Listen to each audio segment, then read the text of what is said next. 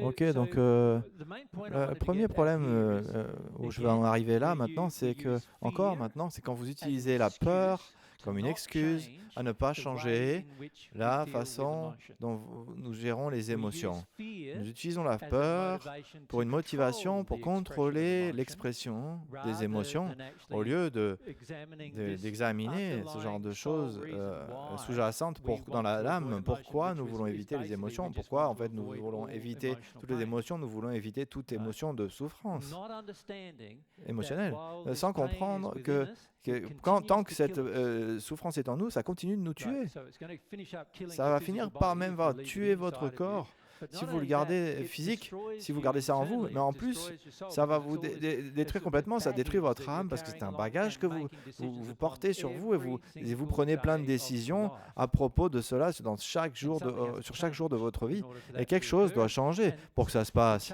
Et du coup, le changement, il doit changer, il vient de l'âme. Et ce changement fait que nous ne voulons pas éviter la souffrance parce que nous savons que les sentiments de souffrance et les relâcher, c'est bon pour nous. Nous devons être convaincus de cela, que c'est vrai.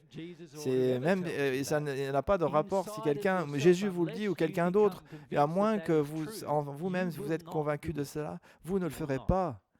Vous ne le ferez pas. Il doit y avoir que vous êtes convaincu de cela, que c'est vrai. Et je peux vous le garantir que si vous ne le faites pas, vous n'avez aucune chance de devenir un avec Dieu.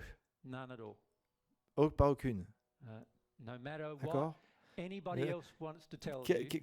Quoi que quelqu'un vous dise, vous n'avez pas de sa chance. C'est impossible.